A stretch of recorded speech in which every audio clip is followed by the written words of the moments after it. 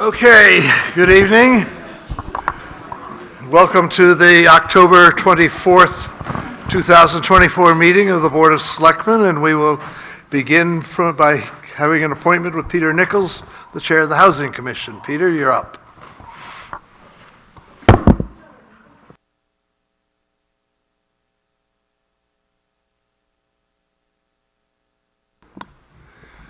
Thank you, Mr. Chairman, members of the Board of Selectmen. I'm here this evening as the Chairman of the Housing Commission to give an update as to our activities. Some of my Commission colleagues are here. Marilyn Kidder, Mike Quinn. We have 3 other commissioners and 4 alternates who are not able to make it this evening. But we appreciate their help, and I'm making a report as their chairman this year. I have these comments in writing to you, so also I'll leave you with a copy if you'd like to keep them. At its meeting on October 10th, 2024, the Select Board requested that the Housing Commission attend its next meeting to provide an update report on current activities and accomplishments. At the end of the following summary, your questions and comments would be most welcome. In June of 2024, on behalf of the Town of New London, the Housing Commission had the good fortune of receiving a grant from the New Hampshire Housing Finance Authority for community engagement and planning to address the demographic and economic stresses resulting from the dearth of mid-market rental and owned homes for which there is strong demand. Over the next 12 to 14 months, the Housing Opportunity Planning, or HOP grant, of $103,000 has enabled the New London Housing Commission to hire top-tier consultants to guide community outreach and inquiry at a depth and in so many ways that would otherwise not be possible. The goals of the grant program will be met by implementing 3 phases of community engagement: discovery of the facts about the town, including demographic trends and land use patterns, envisioning of the types of housing that might best fit available opportunities, as well as the character of the town, and a pathfinding phase to establish the way forward to achieving the visions and directions of the New London community, whatever they may be. The Housing Commission is currently in the first phase of the grant project, scheduling the first public forum of the Community Outreach Plan to be held at Colby Sawyer College on November 13th at 6 p.m. It's hoped that a large and broad cross-section of residents will participate, providing valuable feedback on the myriad of facts and observations by the consultants who've done a deep study of the demographics, land use, and character of the town of New London. A preview of the study was reviewed at the Housing Commission meeting last evening, also attended by Select Board members Mr. Helm and Ms. Casey, and the conclusions were as compelling as they were comprehensive. Additionally, during fiscal year 25, the Housing Commission strategy for optimizing expenditure of its $16,000 municipal budget allocation was to engage the services of a technical consultant who would integrate the available tax assessing database with Geographic Information System, or GIS, mapping software, thereby allowing a myriad of queries to determine housing patterns in New London.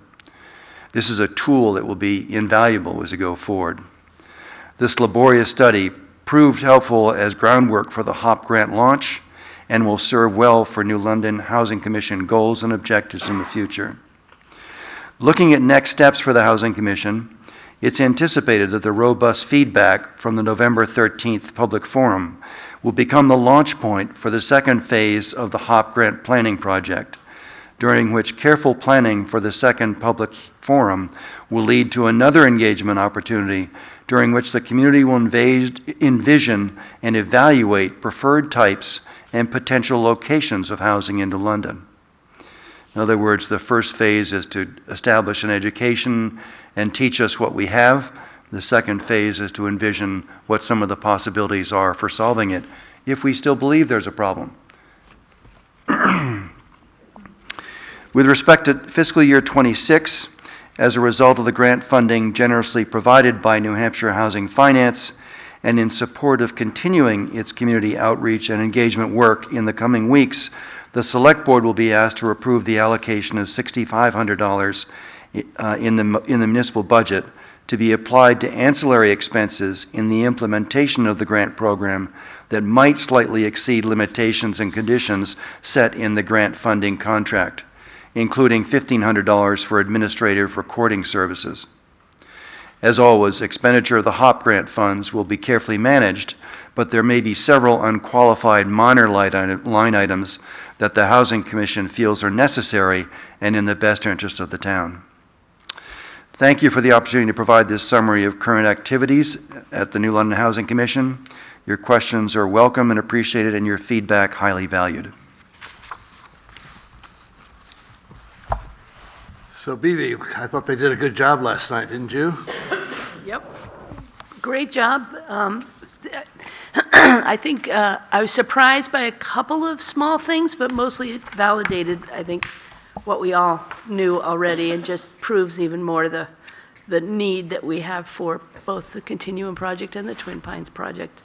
But great work, and looking forward to the presentation on the 13th. I think my only advice at the beginning of it would just be to remind people that this is still just stage one.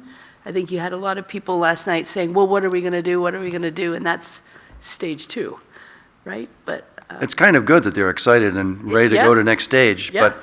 But our hope is that we're dealing with a lot more facts now, with Yes. a lot more knowledge, and Yep. that will be helpful. So the conclusions are better. yeah, for sure. Are you allowed to say what the surprises were? I think the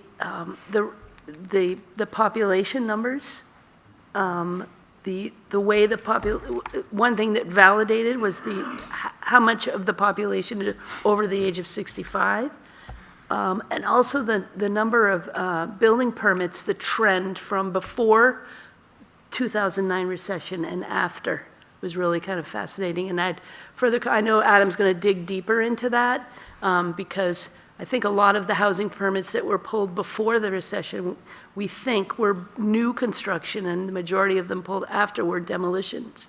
So no new houses were being built, right? They were being, so it just things like that. It was a lot of detail, I'm still going through it, but it was really fascinating. They Right, did and great work. I didn't do a very good job explaining that the study that was presented is really the underlying data behind the presentation on November 13th. Yeah. Because there just is so much there, will swamp my pea brain and Yeah. everybody else's probably, because it's just so much. But the presentation on the 13th will take that information, boil it down to more summary form, use graphics, and give us something that can be digested easily in a presentation. But the report will be out there so people can have it to study. Yeah. Janet, you weren't there, but I don't know. I think I'd have to look at it. Yeah. Was it recorded last night? Yes, it was recorded, yes. I think I need to look Yeah. at that. Yeah. Thank you.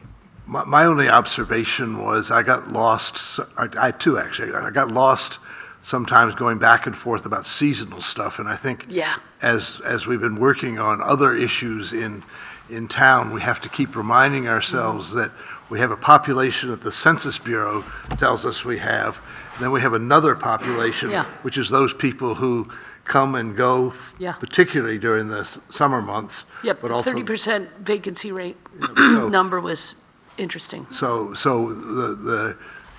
a lot of people have commented on the fact that the town gets very crowded in the summertime.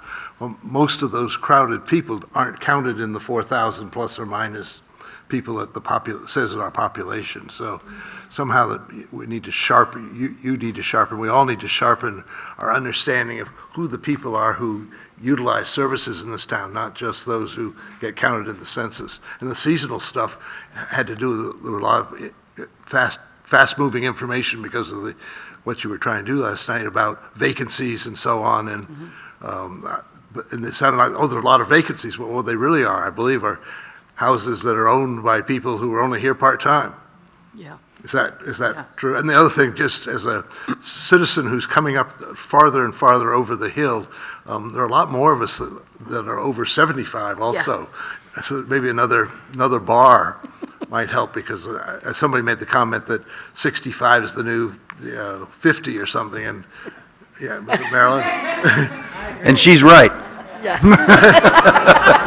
I think some of the conclusions that people were talking on the commission were talking about apply even more so to those people who are sneaking up over 75 and 80 and so on at this point, so. I'm not sure the census data has that split out, but it was a very valid point. We're going to see what we can do with that. Yeah. Good. Well, thank you. Adam, do you have anything you want to add?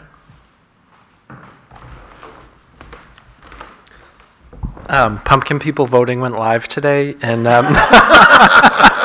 so the new pumpkins on the block, I would appreciate your vote.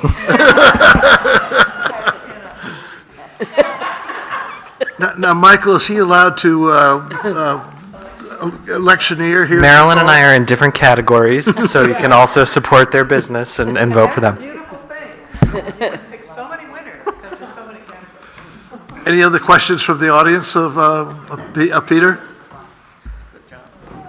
Thank you. Nope. Thank you then. Next item on the agenda, we also have an appointment with Michael Todd and Will Kidder to talk about the upcoming election on November 5th. Michael, you're up. Thank you. It's all right. We're good. Good evening, everyone. Michael Todd, Town Moderator. And as Bill so correctly stated, we have a small election coming up on November 5th. And the elections team have been working assiduously in preparation for that. We now have, you have before you some additional inspector appointments. There should be 2 sheets. I think a total of 12 or 13. One sheet has only 1 name. And I've been tabulating them all day long. We need these people appointed, and I have been assured that Casey and Rose have already scheduled them. So they're on the schedule. So we need to get them appointed and get them sworn in. And after we make these appointments, we will then have a pool of election workers that numbers 103 people, of which 65 have been scheduled. So it's over half of the pool we have put in service to run this election that's coming up. And we have done the very best we can to make sure that both parties are equally represented in those positions which require the volunteers to handle ballots or check people in. This is a requirement of the Secretary of State's office. It's not changed over the prior years, but the number of persons in the respective parties is not equally balanced, and it's become challenging finding the requisite number to make sure that these are all 50-50.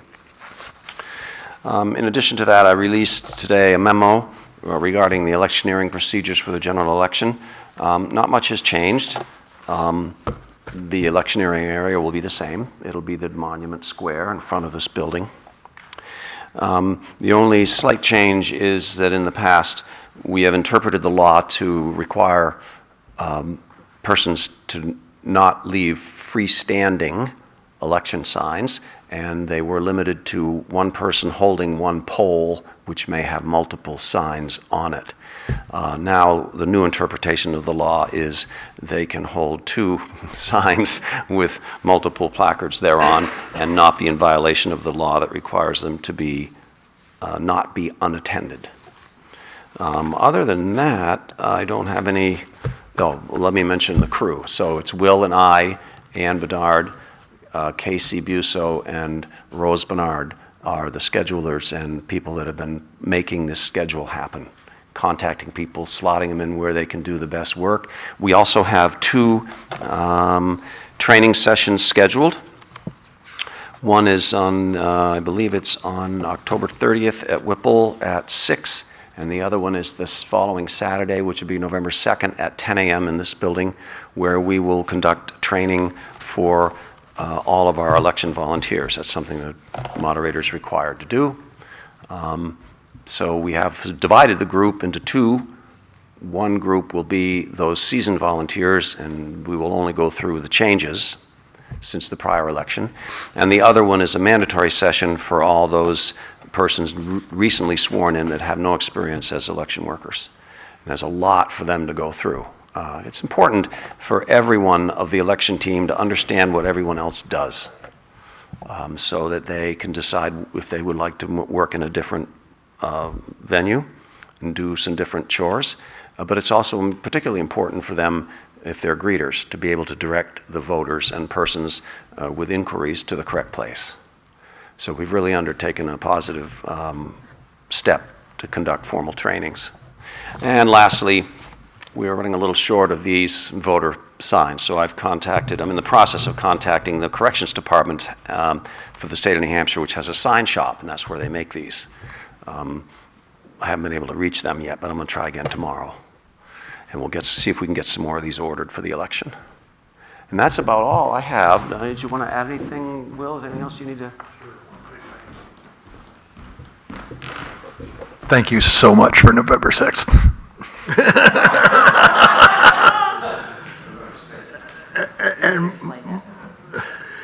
What November 6th is?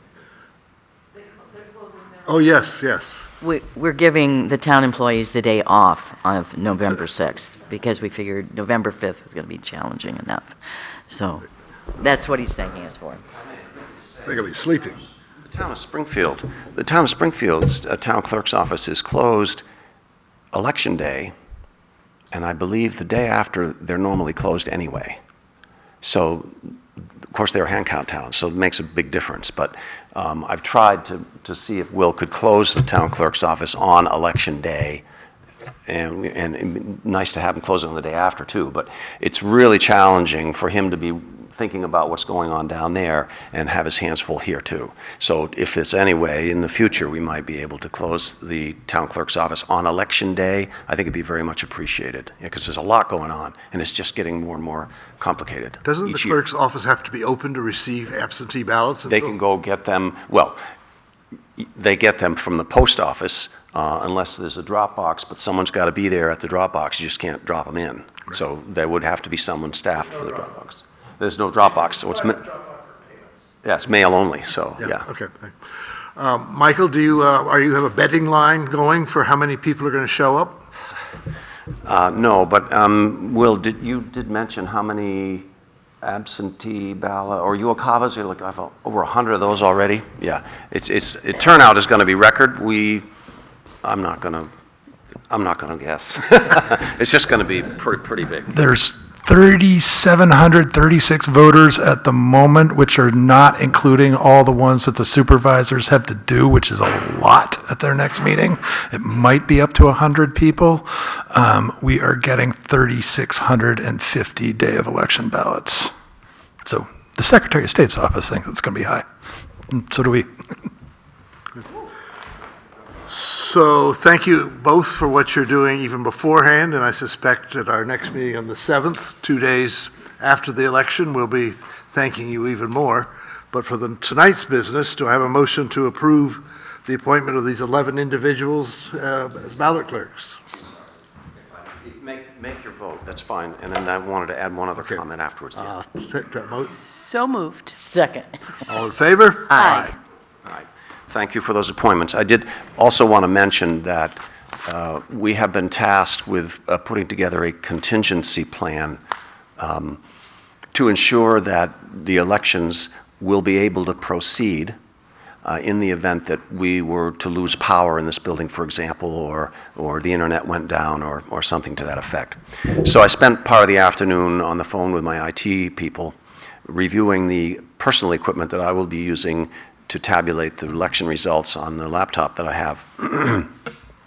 And if the power were to go out, because it's a laptop, I would lose my external monitors and my scanner and my printer, but the machine itself would continue to function and I wouldn't lose any data. The spreadsheet that I work on to tabulate the results is through my office, which is a secure link to a cloud-based file, which is backed up every time there's a change made to it. And that can happen because we have internet access in this building, so I can access that portal.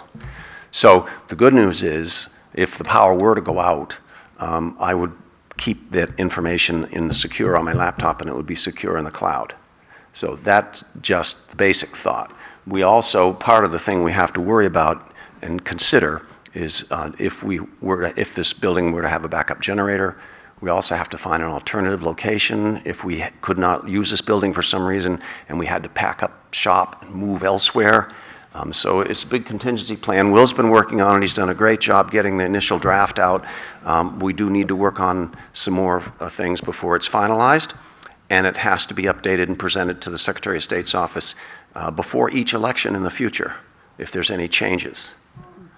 It's a huge process, but I think from a data perspective, and I think the poll pad's right to the cloud, so if the power went out, they also have batteries. The poll pads have internal batteries, so they continue to work. The ballot counting device has a battery. It continues to work if the power goes out. So we're not in an immediate crisis. We do have to fine-tune some things, but I think we have the basis covered for now. I just want you all to know that. Great, thank you. And for the record, I'm going to be up first, Michael. Janet's going to have the midday shift, and BB's going to bat cleanup on Tuesday from the Selectmen. Any other comments from the audience about Election Day and the planning therefore? Okey-doke. So moving on to public comments. Anybody have a comment of anything that's not on the agenda this evening? Okay, that goes fairly quickly too. So now the three of us are going to move into having a little bit of a work session here, so you're just going to have to bear with us as we talk to each other. Let me get out the homework assignment here, and we're going to talk about what it might cost to fix up Buker. Oh boy.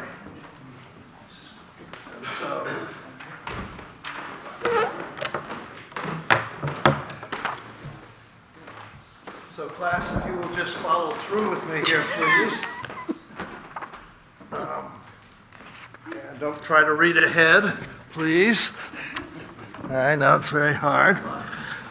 But we're basically talking about 4 different scenarios here at the top of the first page of what you have.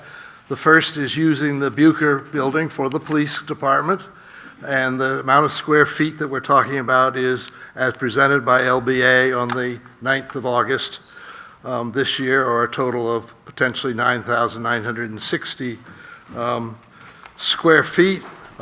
We know that that program space is deficient by 3,860 square feet according to LBA. We know that the overall site security, parking, and shared driveway are not taken care of, and we know that the Buker building does not provide lack of future expansion option. But we have agreed to provide cost data for Buker for the space, the 9,960 square feet. The 2 town office alternatives, one has the sally port still here and the other does not have a sally port on it.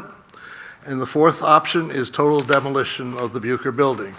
Now, if you'll turn to the 3rd page, where the numbers are, going through that, there's 4 columns of A, B, C, and D. And I'm going to just walk you through what's been done here. And then you'll have the opportunity tonight to study it after we get through here. Because tomorrow morning's meeting is a posted meeting of us already, and we will be talking about capital items. We may, during the course of that, come back to this so that if we can reach some agreement on this or some alterations to it, we can then provide it to the Police Advisory Committee. But I'm hardly expecting us to digest this all in the next 10 minutes or so. So for the column A, which is the police station building, the assumption is that the basic renovation of Buker will cost about $3 million. That's taking the square footage and multiplying it by $312 a square foot.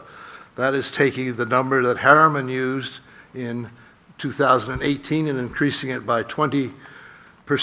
Both Harriman and LBA, essentially in their write-ups of the conditions of the Buker building, were almost identical in the things they brought forth, so it seemed perfectly reasonable to use the number that Harriman had come up with to cost that out originally and simply increase it by an inflationary factor of 20%. The second item under A is to create a Sallyport second level as recommended by LBA as a way to get more space. That's 1,177 square feet, and the estimated cost to do that is $450 a square foot, which is the number that LBA gave us for new construction in their proposal for the new police facility. While it's controversial, But we are trying to create a presentation that will show as much cost as we possibly can. The police should, if the police should move out, which the police chief has said she feels is necessary, other people observing this have said it's not necessary, rental of space for 2 years for the police department would run something like $400,000 at $25 a square foot for the space, which seems to be a going rate for office space these days. And there'd be something on the order of $25,000 of relocation costs twice, once out and once back in. Furniture, fixtures, and equipment have been estimated at being 1/2 of what was estimated by LBA for the new building.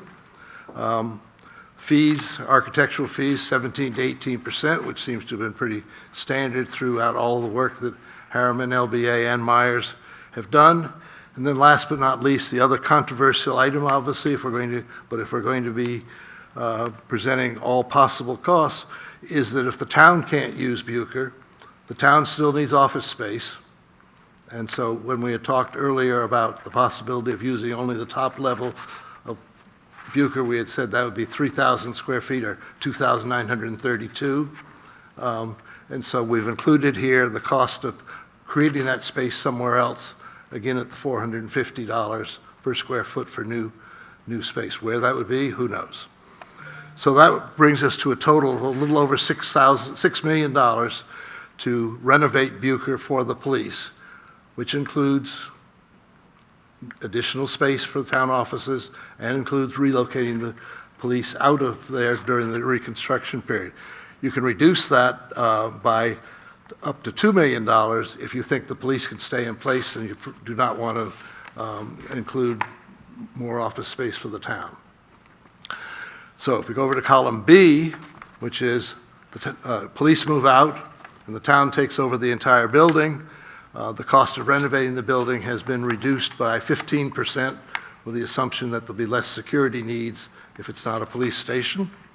Otherwise, there's the same issue of relocation.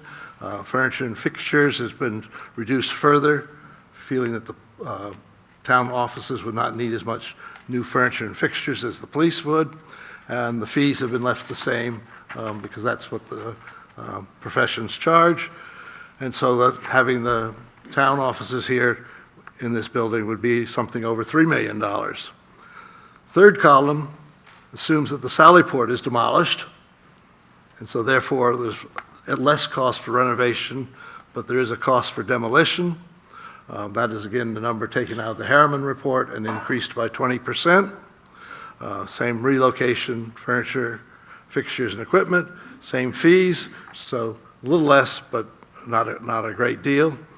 And then last but not least, not surprisingly, the least expensive thing to do with Buker is to tear it down and build new space for the town, and that would cost less than $2 million.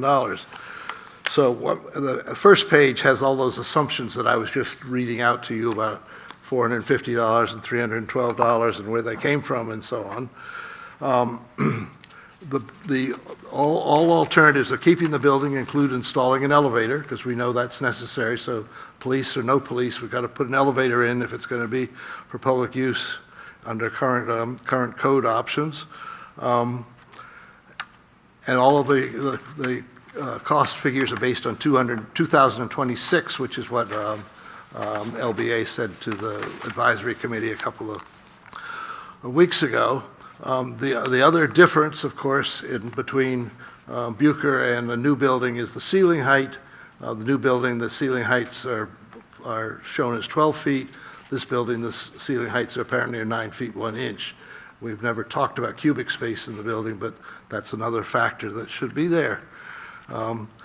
So what I would suggest is if you have any immediate questions about this, that this would be a great time to ask them while people are listening to us. Otherwise, I would take it home with you. And sometime tomorrow afternoon, probably when we finally get to the capital budget, we can talk about what we might want to be plugging in to that for Buker. And then I would hope that we might then say to each other, let's pass this on to the advisory board because they've asked to have this data to be able to compare with the cost of a new building.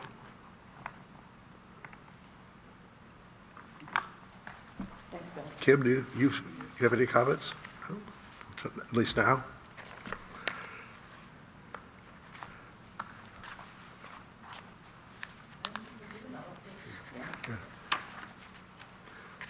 I mean, I don't think there's any surprise to me, frankly, after doing this. I think we have known all along that keeping the police station where it is would probably cost half or less than building a new police station. That's all the nice work that the advisory committee has been doing and so on demonstrates that. But we're always going to be short of the 3,860 square feet that the program had in it. We're going to still be on the same site with all the security issues that have been there. So, I don't think my position has changed at all, which says, which I've had for 7 years, which is that we need a new police station.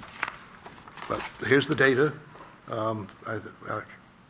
Happy to have anybody go through it and see if they can find ways to save money other than not relocating the police station while it's being refurbished. Okay? So, because this is a work session, you all have not seen this yet. We're still working on it, but happy to have dialogue with you about it as time goes on, or with the Police Advisory Committee.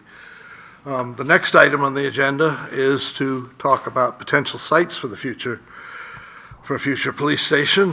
So, Kim, I think this one's on you. Right. Okay. I spoke with Joe Hogan, who's the owner of the Bewley property, the property that you've been talking most about for the future location of the police department. That's the one across from Hannaford. I think we call it 0 Newport Road. I keep calling it the Bewley property, but Joe Hogan is the principal.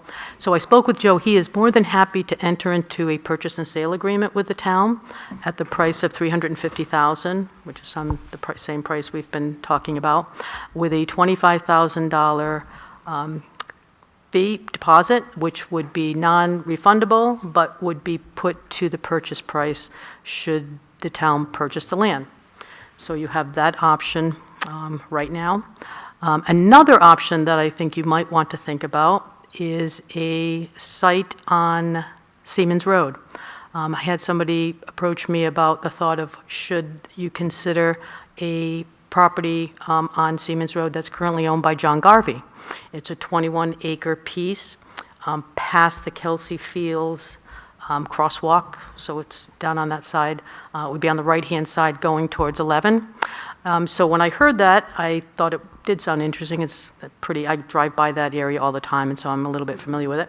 So I called Mr. Garvey and asked him, at least 4, sometimes it's 6 times, but, so I called Mr. Garvey just to see, I mean, is this even in the realm? Is it something that I should bring to the selectmen as a possibility? He said he would consider working with the town to sell enough property for the police station. After talking with John, Adam and I took a walk on it just to kind of get an idea of what the topography looked like, what it, wetlands, that kind of thing. There is a stream that goes through the property where we walked, but we don't think that it would be, something that couldn't be mitigated. So I think that what I would recommend to you folks, if you wouldn't want to entertain another piece of property, would be to authorize me to get somebody to do the wetlands delineation to see whether it's possible, and also to have the chief contact the tower people and see if it's even possible to have a tower there. I'm not even sure about that. So those would obviously be 2 big pieces. When thinking about the property, I know that we talk a lot about Seamans Road and this area and the problems that this area presents. I don't think that piece presents those same issues. It doesn't have Main Street that close to it. When Adam and I were standing on Seamans Road, the sight line both ways is excellent. So I think it is a piece of property that's worth considering. And if you want, we can at least make those next steps. I think we do need to tell Joe, while that piece of property is certainly up on the list, and we've been thinking a lot about it, that you continue to be interested, but you might have this piece of property that you want to at least look into. I think, due diligence on your part is to make sure that you look into all the pieces of property that are potential. That piece of property is close to the college. I hear a lot of people who are kind of queasy about having the police department too far away from the college. This piece of property that we're talking about abuts the college. And it's closer to the main street. It's not on Main Street, but it is closer to this part of town, which many have suggested is an important part to them. So for those reasons, I think it's worth a little bit more research on your part to see whether it would work. Okay, so I guess the question for us is, do we want to expend some time and be able to present this alternative to the Police Advisory Committee for their consideration? BB?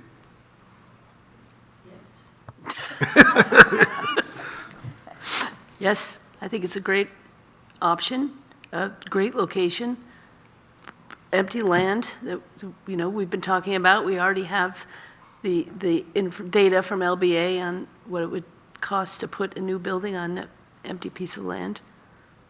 I think it's a great idea. Thanks, Kim, for bringing it to us. I think it's great. Janet? Absolutely. I'm in favor of pursuing it to do wetlands delineation and talk with Beltronics about the tower. So, yeah, I think we should do that, and then we have some information to give to the police department's advisory committee. Yeah, I mean, I think we have nothing to lose at this point. I mean, we've spent a lot of, we and many other people, some of whom are in the room tonight, have spent at least the last 3 years looking at sites. I'm not aware that this one has ever come onto the screen and so on. And so I think before they make any the advisory committee makes recommendations to us, they ought to have this one 11th hour option. And thank you for uncovering it. Yep. Mm-hmm. Yep. Anybody in the audience want to comment on this? Janet? This certainly isn't a, Please identify yourself. Yeah. it's got to be green. Got it. Janet Miller Haynes, Highland Ridge, here in New London. Just a question. So it's on the same side as the rest of the Colby Sawyer campus? Yes, That's right. Except the Kelsey Fields. obviously. Yep. Yes. Okay. Thank you. And to be clear, I didn't uncover it. Somebody brought it to my attention, so just to be clear. But I did think it was a good idea as well. I don't want to steal credit here.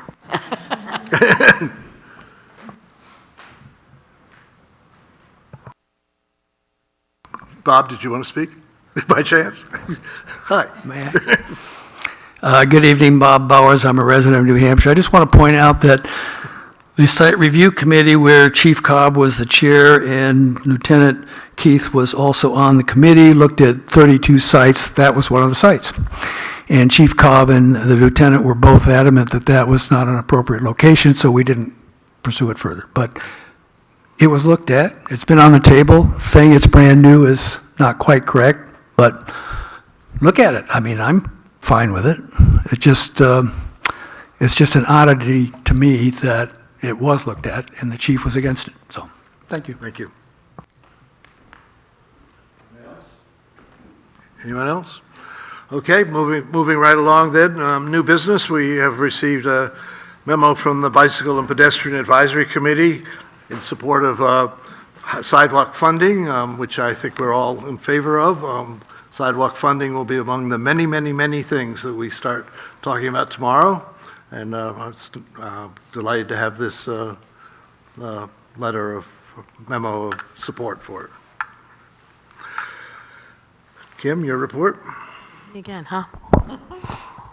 Budgets, budgets, budgets. That's the headline for what's been going on. Lynn has worked very hard getting the new software to a place where we have the budget printouts that you've seen. She's continuing to work on it, and it will evolve over time, but I think this budget season, all the budget committee members will be happy to work with this new budget. So we're looking forward to tomorrow. Everybody's ready for it. Tax rate, Lynn and I are also working on the tax rate and hope that we can schedule a meeting maybe next week once we get enough information that we can put in front of you to set the tax rate, decide how much unreserved fund balance. So I expect sometime, hopefully the beginning of next week. And I'll reach out to you to see when you're available. And finally, Halloween, Sunday. Anybody who's going to be on Main Street, hopefully you're walking and not driving between the hours of 4 and 6, because Main Street will be closed. It's really good time. And again, I got to give a shout out to Adam's Pumpkin people. It's worth seeing. So really, if you're going by, you really got to take a look at it. And please vote early and often. Thank you. Kim and Janet and BB, are you all available reasonably flexibly next week? Nobody's going to be out of town for extended periods of time? Okay. All righty, great. So committee reports, Janet? We had a fire wards meeting on Monday, and Chief Lyons filled us in on the recent calls they've had. 2 involved loss of life, and he noted the impact of those first responders, and they're having sessions with regard to, dealing with that type of thing, and because it was really upsetting for all the people who were involved. Regarding the foam that was used to put out the fire next to Little Lake Sunapee, it is environmentally friendly, and the Class B retardant with PFAs are no longer used. The remainder of the product that they had at the fire department has been taken to a sanctioned disposal center. The new utility truck has been delivered, and the body needs to be installed. The old truck will go to auction, and the money from the sale will be deposited to the town's general fund. There was a long discussion of department staffing and the need for more full-time firefighters, since it is hard to get volunteers to respond to all the calls. Considering applying for a SAFER grant of $300,000 for 3 additional firefighters. But as Jay noted, once the grant runs out, this item for the firefighters will have to be added to the budget. Jay mentioned the need for an expansion, and once the ladder truck is ordered in the future, we will need to expand the current space. And they've already got a drawing, they've got a mock-up of what it could look like, and it will go, as you look at the fire department, it will be on the right side.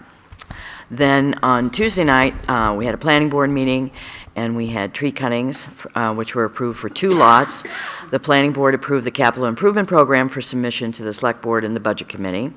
And there was a lengthy discussion about a warrant article allowing Colby Sawyer College to have lights on Kelsey Field. The college representatives met with the abutters, were present at this meeting, and on Zoom, the representative for dark sky lighting explained the benefits of the latest technology. Adam and a member of the college collaborated on a warrant article, which the board will review, and if they want to tinker with it, we'll discuss it at our next meeting.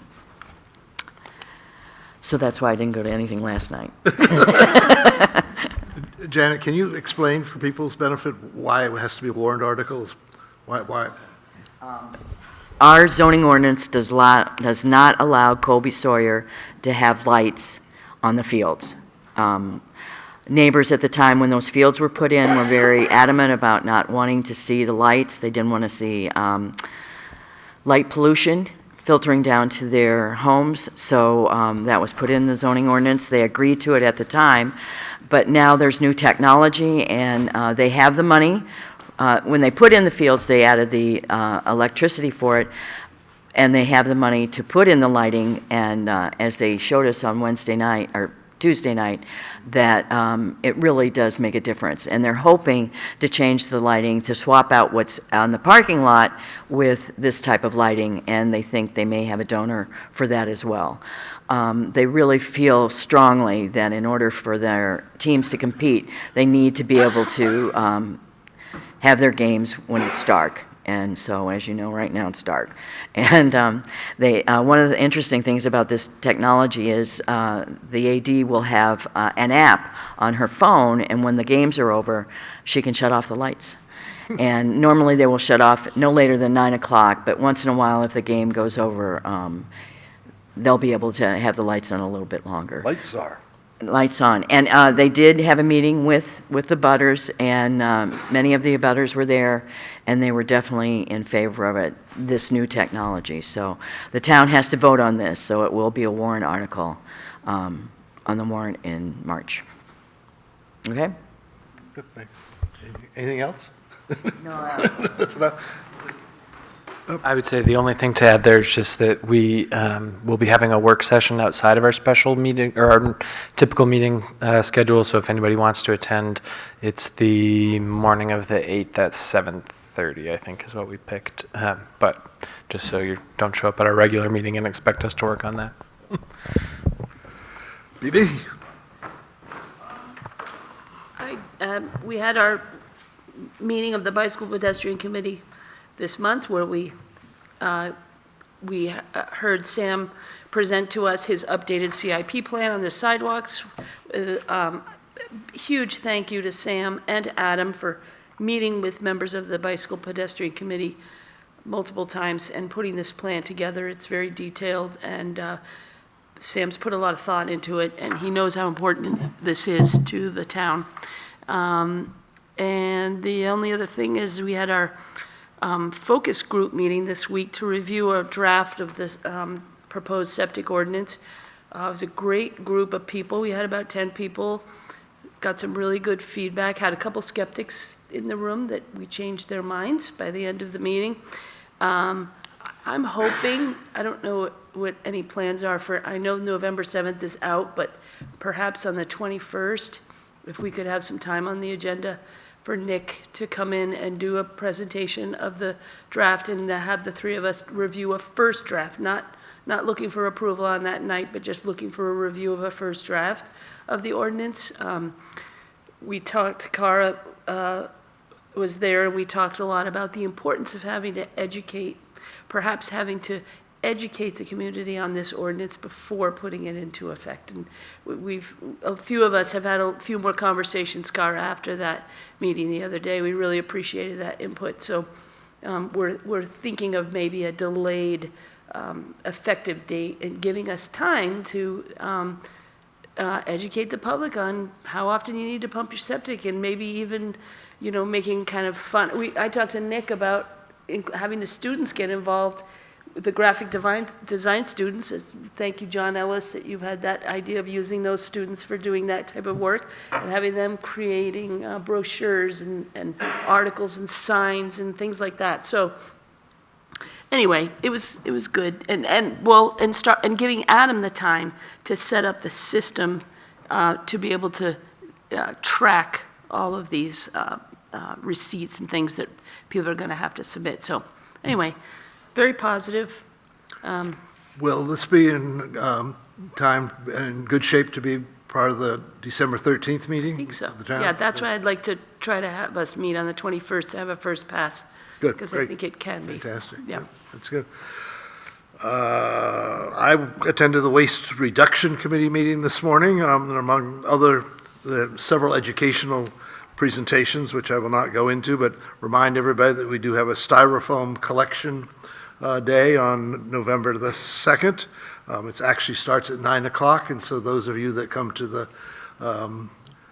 Citizens Committee at 7:30 that morning can just have your stuff in the car, your styrofoam in the car, and go right over to the Public Works garage and get rid of it. They're getting some extra help from Colby Sawyer, and students are pitching theirs in and so on. So besides the composting that's been so successful, the styrofoam seems to be catching on now. Also, and then the committee talked about sunsetting themselves, because they were appointed as a temporary committee, an ad hoc committee, and they understand that it's probably time for them to move on to something else. So, but they're going to continue to talk about that. So that was what I did this morning. Now, minutes. Approval of the minutes of August 20th. BB? Yep, I have one change on page 5, the second full paragraph. Selectman Casey, let me see, given that she would handle the board, where is it? The fact that first line, Selectman Casey noted she promised many people at the beginning of this process to remain open-minded, noted that she's now leaning towards the fact that the police station cannot stay here. It says can. So Okay. just change that to a cannot, and that's the only change I have. Jan, do you have any changes there? No, just that. Motion to approve the August 20th minutes with that change? So moved. All in favor? Aye. Then we have August 10th and August 18th. August 18th was a 22nd meeting to sign the warrant. Motion to approve those 2 minutes So moved. Do I need to abstain because I wasn't there? for SAP. I'll second the one for the 18th and you to 10th. All in favor? Aye. Aye, okay. I don't believe there's any other business tonight. Do you have any other business? No? Anybody have any other business? I have one question. Sure. Kim, did you have an opportunity to ask the town administrator in Sunapee about the solar field at the, No, I talked to Dave Bailey about it. I will Okay. talk to Shannon about it. I mean, Dave definitely thinks it's a possibility as far as the way they work. Adam, Sam, and I went over there to view the area, so Dave's in favor of it, but I will talk to Shannon. Okay. I talked to her briefly today, but I couldn't spend that much time with her. okay, thanks. Otherwise, all the upcoming meetings are listed on the agenda, and we will do a little signing here and get ready for 8:30 tomorrow morning. Do expect tomorrow to go on for perhaps 6+ hours, so if you only have a little bit of time, you have seen the agenda, and you may want to pick and choose which parts of the day you want to attend.